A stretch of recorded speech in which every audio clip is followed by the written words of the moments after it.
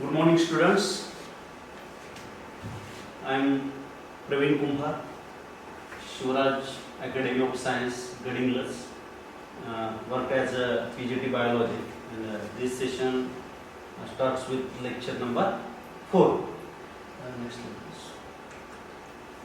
In this session, we are going to discuss about the next point.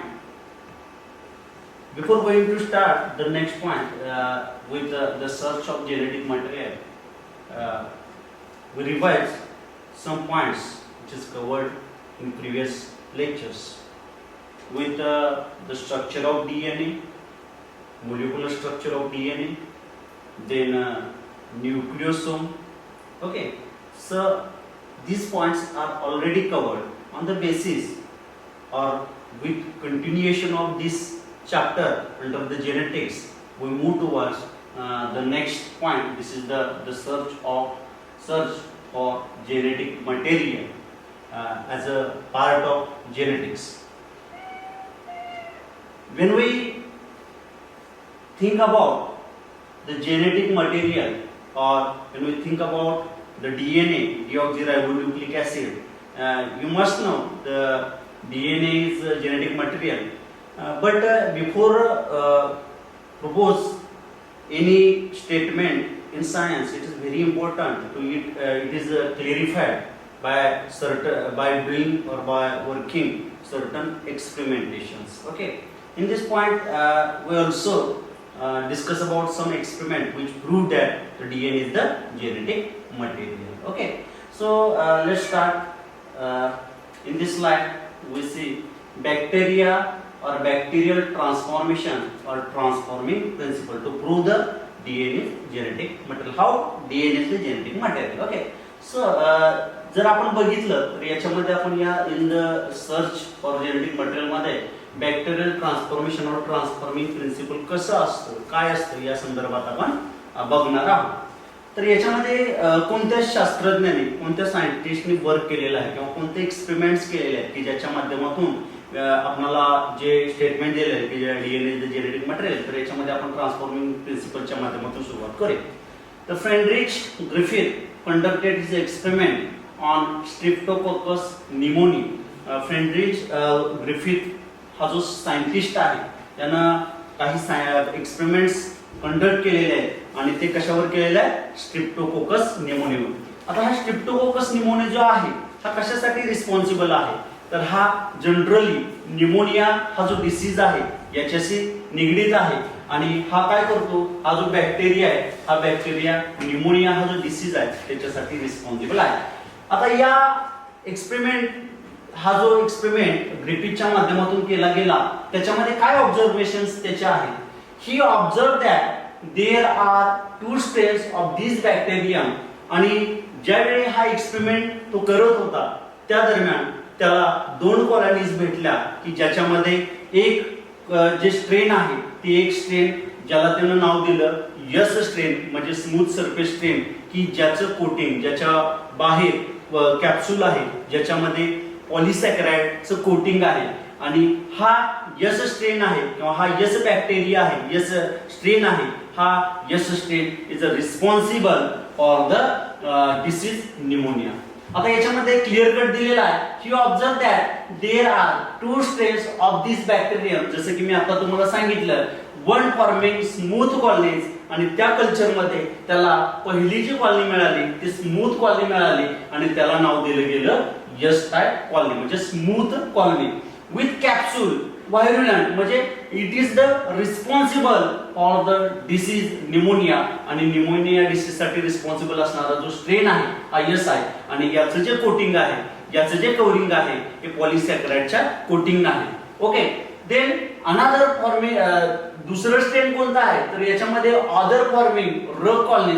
आणि दुसऱ्या culture मध्ये जे त्याला स्ट्रेन भेटलं जे बॅक्टेरियाचं आहे ज्याचं स्ट्रेप्टोकोकस निमोनियापासून मिळवलेलं आहे ते र कॉलनी त्याला नाव दिलं, त्याला आपण इंडिकेट करतो की R type of the strain without capsule, म्हणजे त्याच्या बाहेर कोणत्याही प्रकारचं पॉलिसेक्राइडचं कोटिंग नाही. म्हणजेच हा कोणत्याही प्रकार हा जो बॅक्टेरिया आहे जो आर स्ट्रेन मधला आहे हा अव्हायरुलंट आहे आणि it is not responsible for the causing pneumonia. Next slide please. आता हे जे एक्सपेरिमेंट आहे ग्रिफिथ जो आहे याच्या माध्यमातून ट्रान्सफॉर्मिंग प्रिन्सिपलच्या माध्यमातून बऱ्याच गोष्टी क्लिअर केल्या की याच्यामध्ये त्यानं कल्चर केलं स्ट्रेप्टोकोकस न्यूमोनी ही बॅक्टेरियम आहे याच्या माध्यमातून जो कल्चर केलं मग त्याच्यामध्ये त्याला दोन स्ट्रेन दिसले. एक दिसली एस स्ट्रेन दुसरी दिसली आर स्ट्रेन. एस स्ट्रेन याच्या बाहेर कॅप्सूल आहे म्हणजेच पॉलिसॅकराइडचं कोटिंग आहे आणि आर स्ट्रेनच्या बाहेर कोणत्या प्रकारचं कॅप्सूल नाही आहे म्हणजेच कोणत्या प्रकारचं पॉलिसॅकराइडचं कोटिंग नाही. आणि याच्या माध्यमातून त्याच्या लक्षात आलं की काही एक्सपेरिमेंटेशन केली आणि त्याचे त्या एक्सपेरिमेंटचा डाटा याच्यामध्ये दिलेला आहे. He observe that the smooth type bacteria म्हणजेच S type bacteria or colony or smooth colony were injected into the mice. जो एक्सपेरिमेंटल रॅट आहे जो व्हाईट कलर्ड जो रॅट असतो ज्याच्यामध्ये आपण काय केलेलं आहे ह्या शास्त्रज्ञांनी केलेलं आहे smooth type of bacteria which is responsible for the pneumonia. तर हा जो स्मूथ टाइप ऑफ बॅक्टेरिया हा काय केला वेर इंजेक्टेड इनटू द माइस. हा जो एक्सपेरिमेंटल रॅट आहे माइस आहे त्याच्यामध्ये तो इंजेक्ट केला. Then he observed that this mice is died as the result of pneumonia caused by the bacteria. आणि त्या बॅक्टेरियाच्या मुळे न्यूमोनिया झाल्यामुळे हा जो माइस आहे हा काय झालेला आहे डेड झालेला आहे डायड झालेला आहे. हे त्याचं पहिलं ऑब्झर्वेशन आहे. म्हणजे याच्यावरून लक्षात येतं की यश स्ट्रेन स्मूथ कॉलनीज आहेत which is responsible for the pneumonia आणि हे इंजेक्टेड केल्यानंतर त्याचा रिझल्ट आपल्या समोर आहे.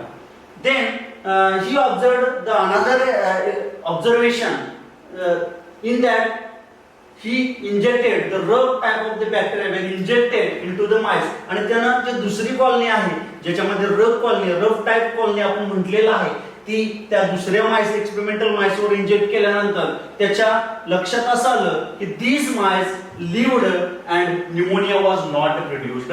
म्हणजे दुसरे जे स्ट्रेन आहे रफ स्ट्रेन आहे की ज्याच्यामध्ये कॅप्सूल नाहीये आणि ज्याच्यामध्ये पॉलिसॅकराइडचं कोटिंग नाहीये अशा बॅक्टेरियाचं ज्यावेळी इंजेक्शन केलं माइस मध्ये दुसऱ्या एक्सपेरिमेंटल माइस मध्ये की त्याच्या माध्यमातून त्याला असं दिसून आलं की दिस माइस इज लिव्ड. म्हणजे तो माइस आहे हा लिव्ह आहे जिवंत आहे आणि त्याच्यामध्ये कोणत्या प्रकारचा न्यूमोनिया हा जो डिसीज आहे त्याच्यामध्ये प्रोड्यूस झालेला नाही.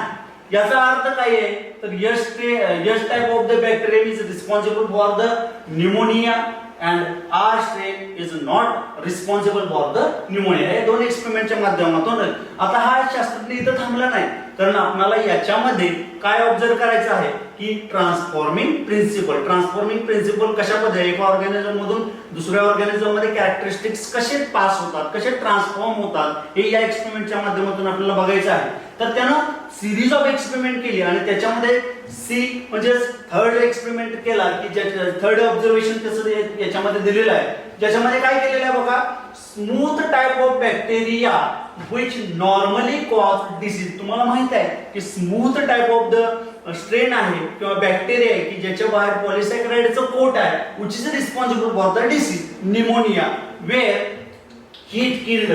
आणि आता काय केलेला आहे तो हीटनं किल केलेला आहे and then injected. आता तो स्मूथ टाइप ऑफ बॅक्टेरिया की ज्याच्यामध्ये ॲबिलिटी आहे की न्यूमोनिया डिसीज कॉज करण्याची त्याला आपण काय केलेलं आहे हिट देऊन किल केलेला आहे. हिट किल्ड बॅक्टेरिया आपण काय केलेला आहे ते and then injected into the mice आणि तो हिट किल्ड बॅक्टेरिया आपण माइस थर्ड एक्सपेरिमेंटल रॅट मध्ये काय केलेला आहे त्याच्यामध्ये इंजेक्ट केलेला आहे. देन ही ऑब्झर्व दॅट आणि त्याच्यानंतर त्यानं काय ऑब्झर्व केलं द माइस लिव्ड आणि माइस काय आहे हा लिव्ह आहे जिवंत आहे and pneumonia was not caused.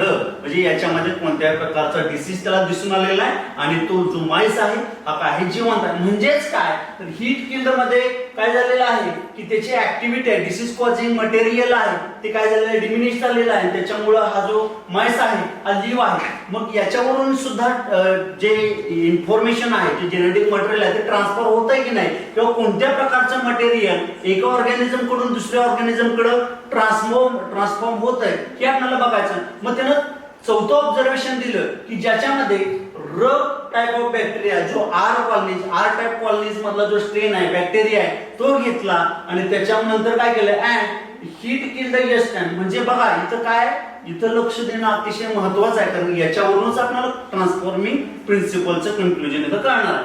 तर रग टाइप ऑफ बॅक्टेरिया इथं घेतलेला आहे, त्याच्यामध्ये heat killed yes type of bacteria घेतलेला आहे, त्याचं मिक्सचर केलेलं आहे. आणि या दोन्हींचं मिक्सचर ज्यावेळी फोर्थ एक्सपेरिमेंटल रॅट मध्ये त्यानं इंजेक्ट केलेलं आहे, त्याच्या वेळी आपल्याला ऑब्झर्वेशन काय मिळणार आहे, तर याच्यामध्ये जसं आपण बघितले की रग टाइप आहे हा निमोनियासाठी रिस्पॉन्सिबल आहे, yes type simple normal yes type आहे तो रिस्पॉन्सिबल आहे. ज्यावेळी हीट किल्ड करतो त्यावेळी त्याच्यामध्ये कोणत्याही प्रकारचा निमोनिया होत नाही.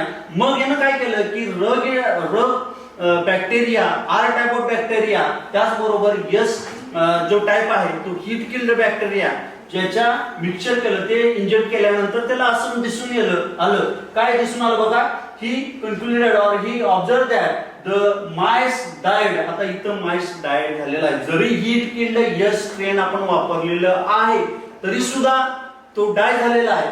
The mice died due to the pneumonia, आणि त्याला न्यूमोनिया डिसीज झालेला आहे. And virulent smooth type living bacteria could also be recovered from their bodies. आता हे कसं पॉसिबल असेल की याच्यामध्ये सुद्धा जो माइस आहे हा लिव्हिंग आहे, याच्यामध्ये सुद्धा लिव्हिंग आहे.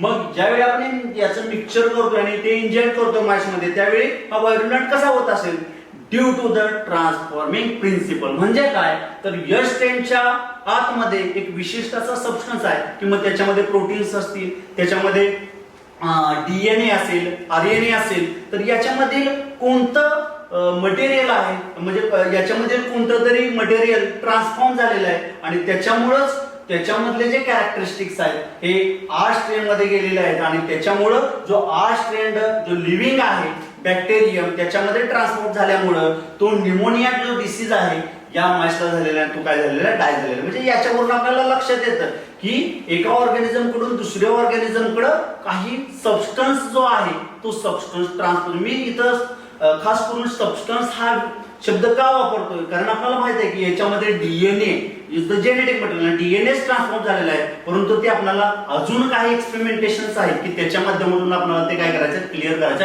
म्हणून मी इथं शब्द वापरतोय एक सबस्टन्स की जो ट्रान्सफॉर्म झालेला आहे एका ऑर्गॅनिझम कडून दुसऱ्या ऑर्गॅनिझम कडे. Next slide please.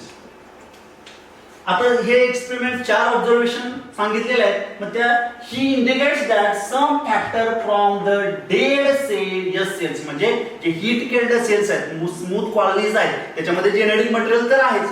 म्हणजे इथं काय केलेलं आहे, this indicates that some factor, काही असा फॅक्टर आहे की तो काय होतो, from the dead cells S cells converted the live R cells, आणि तो आर सेल्स मध्ये कन्वर्ट झालेला आहे into the S cells by the transformation. म्हणजे ट्रान्सफॉर्मेशन झाल्यानंतर तो ऍक्टिव्ह झालेला आहे आणि त्याच्यामुळं जो माइस आहे त्याच्यामध्ये काय झालेला आहे, माइस मध्ये न्यूमोनिया हा डिसीज कॉज झालेला आहे, तो जो माइस आहे हा डेड झालेला आहे. लॅटर, आता हे एक्सपेरिमेंटेशन वरून आपल्याला एवढं लक्षात आलं की कोणता तरी असा सबस्टन्स आहे की तो सबस्टन्स यस स्टेन जो यस सेल्स आहे या यस सेल कडून काय झालेला आहे, आर सेल्स मध्ये ट्रान्सपोर्ट झाल्यामुळे त्याच्यामध्ये न्यूमोनिया झालाय. कारण आर सेल्स मध्ये कोणत्या प्रकारची ॲबिलिटी आहे की तो न्यूमोनिया कॉज करेल. हा न्यूमोनिया कॉज झालेला आहे due to the transformation some substances is transformed from the S cell to the R strain. R cells are strained, that's why the mice are killed. Okay, आता याच्यामध्ये बघा then next some scientists also worked on this continuing part of the genetic material. त्याच्यामध्ये बघा later every MacLeod and McCarthy in 1944 found out that when DNA isolated, आता या शास्त्रज्ञांनी याच्यावर काम केलं की हा DNA isolated from the heat killed S cells, आणि याच्यामध्ये आता आपल्याला शोधायचं आहे की कारण त्याच्यामध्ये बरेचसे जेनेटिक मटेरियल, त्याच्यामध्ये बरेचसे सबस्टन्सेस असणार आहेत, त्याच्यामध्ये प्रोटीन्स असणार आहेत, त्याच्यामध्ये आरएनए असणार आहे, त्याच्यामध्ये डीएनए असणार आहे, पण कोणता असा सबस्टन्स आहे की तो ट्रान्सफॉर्म होणार आहे. मग याच्यामध्ये बघा काय दिलंय, या सायंटिस्टने found that when DNA isolated from the heat killed yeast cells was added to R cells in a culture, the R cells changed into cells and pathogenic, आणि त्याच्यामुळेच जे काय झालेलं आहे, जे मटेरियल आहे, डीएनए मटेरियल आहे, ज्यावेळी आपण आयसोलेट करून त्याच्या स्टेन मध्ये काय केलं, किल्ड जे cell was added R cells मध्ये ज्यावेळी ऍड केलं, त्यावेळी लक्षात आलं की हा जो आहे हा त्याच्यामध्ये जे डीएनए आहे, हा डीएनए कसा पॅथोजेनिक आहे. Due to this property the R strain is capable to spread or to cause the disease. Okay, next slide please. आता बघा, आपण याच्यावरून लक्षात येतं की नंतर याच्यामध्ये प्रोटीन ट्रान्सपोर्ट होतं, नंतर आरएनए ट्रान्सफॉर्म होतं. तर याच्यावरून आपल्याला लक्षात येतं की डीएनए हा जेनेटिक मटेरियल आहे आणि हा एस स्ट्रेन कडून आर स्ट्रेन कडे ट्रान्सफॉर्म झालेला आहे. याच्या माध्यमातून आपल्याला ट्रान्सफॉर्मिंग प्रिन्सिपल इथं समजलं असेल. ओके, आता याच्यानंतर आपल्याला पुढचा पॉईंट बघूया. We are going to discuss next point, biochemical characterization of transforming principle. आता याचं बायोकेमिकल कॅरेक्टरायझेशन काय आहे? Prior to the work of Oswald Avery, Colin MacLeod and Maclean McCarthy in 1933 to 44, the genetic material was thought to be a protein. आता याच्यामध्ये प्रश्न असा निर्माण झाला, आता क्लिअर कट आपण बघितले की ज्यावेळी डीएनए आयसोलेट केला, त्याच्यानंतर आर स्ट्रेन मध्ये तो इंजेक्ट केला, मिक्स केला, त्याच्यानंतर ते व्हायरुलंट झाले, आपण क्लिअर कट केलं. पण त्याच्यावर बायोकेमिकल कॅरेक्टरायझेशन काय आहे की ज्याच्या माध्यमातून जो डीएनए हा मटेरियल आहे हे ट्रान्सफॉर्म होतं एका ऑर्गॅनिझम कडून दुसऱ्या, म्हणजे एका बॅक्टेरियम कडून दुसऱ्या बॅक्टेरियम कडे. तर कसं, तर त्याच्यासाठी काही इन्फॉर्मेशन दिली ती जी तुमच्या लक्षात ठेवणं अतिशय महत्त्वाचं आहे, कारण याच्यावर बरेचसेच प्रश्न तुम्हाला विचारू शकतात एक्झाम मध्ये. आता त्याच्यामध्ये they work to determine the biochemical nature of transforming principle in the Griffith experiment. Griffith experiment जे मध्ये आपण बघितलेलं आहे एस स्ट्रेन आर स्ट्रेन कसं आहे, त्याच्यावर ट्रान्सफॉर्मिंग प्रिन्सिपलचा बायोकेमिकल कॅरेक्टरायझेशन काय आहे याच्यावर त्यांनी वर्क केलं. दे प्युरिफाईड बायोकेमिकल्स, आणि त्यांनी काय केलं, जे एक्सपेरिमेंटेशन म्हणजे मटेरियल वापरलं ते प्युरिफाय केलं. म्हणजेच काय, तर त्याच्यामध्ये असणारं protein, DNA, RNA from the heat killed S cells, heat killed S cells मधून त्यांनी काय केलं की आयसोलेट केलं, प्युरिफाय केले की ज्याच्यामध्ये प्रोटीन, आरएनए, डीएनए तीन, म्हणूनच मी त्या एक्सपेरिमेंटेशनच्या वेळी हा शब्द वापरलेला की सबस्टन्सेस, कारण त्याच्यामध्ये वेगवेगळ्या प्रोटीन्स, डीएनए, आरएनए तिन्ही पण आहेत. पण आपल्याला शोधून काढायचं की कोणता असा फॅक्टर आहे की तो रिस्पॉन्सिबल आहे ट्रान्सफॉर्मिंग प्रिन्सिपल फॉलो करण्यासाठी. बघा, they purified biochemicals, proteins, DNA, RNA etcetera from the heat killed S cells to see which one could transform live, आणि त्याच्यामधला कोणता सबस्टन्स आहे जो ट्रान्सफॉर्मिंग प्रिन्सिपल फॉलो करण्यासाठी रिस्पॉन्सिबल आहे, जो की R strain, living R strain मध्ये तो इंट्रोड्यूस होणार आहे into the S. Next, they discovered that DNA alone from just bacteria called R bacteria to become transformed. आणि मग काही एक्सपेरिमेंटेशनच्या माध्यमातून त्यांनी हे कन्क्लूड केलं की डिस्कवर केलं की डीएनए हा असा एकच फॅक्टर आहे जो काय झालेला आहे, ट्रान्सफॉर्म झालेला. बाकीचं नक्की प्रोटीन ट्रान्सफॉर्म झालेला आहे, नक्की आरएनए ट्रान्सफॉर्म झालेला आहे. ट्रान्सफॉर्म होणारा एकच सबस्टन्स आहे, एकच जेनेटिक मटेरियल आहे, एकच फॅक्टर आहे की ज्याचं नाव आहे डीएनए, डीऑक्झीरायबोन्यूक्लिक ऍसिड. म्हणून आपण डीएनए ला जेनेटिक मटेरियल असं कन्सिडर करतो. They also discovered that protein digesting enzymes, proteases, जसं तुम्हाला माहित आहे की जे various enzymes are there, they worked on specific enzyme substances. Okay, आता याच्यामध्ये प्रोटीनला डायजेस्ट करणारा प्रोटीएजेस असतं, आरएनए ला डायजेस्ट करणारा आरएनएजेस असतं, ईएससी प्रत्यय लागतो त्याच्यामध्ये. डिड नॉट अफेक्ट ट्रान्सफॉर्मेशन, आणि या ट्रान्सफॉर्मेशन प्रोसेस मध्ये जरी हे इंट्रोड्यूस केलं डायजेस्टिंग एन्झाइम्स, प्रोटीनला डायजेस्टिंग एन्झाइम्स प्रोटीएजेस इंट्रोड्यूस केलं, आरएनए ला डायजेस्ट करणारे आरएनएस केलं, पण ट्रान्सफॉर्मेशन मध्ये कोणत्याही प्रकारचा अफेक्ट त्याच्यामध्ये झालेला नाही. म्हणजेच आरएनए आणि प्रोटीन कोणत्याही या दोन फॅक्टरचं ट्रान्सफॉर्मेशन झालेलं आहे, हे क्लिअर कट आपल्याला लक्षात येतं. प्रोटीन और RNA digestion with DNA did inhibit transformation. ज्यावेळी त्याच्यामध्ये डीएनए म्हणजे डीएनए ला डायजेस्ट करणारा असा एन्झाइम ज्यावेळी टाकलं त्यावेळी ट्रान्सफॉर्मेशन प्रक्रियेमध्ये तो अफेक्ट केला.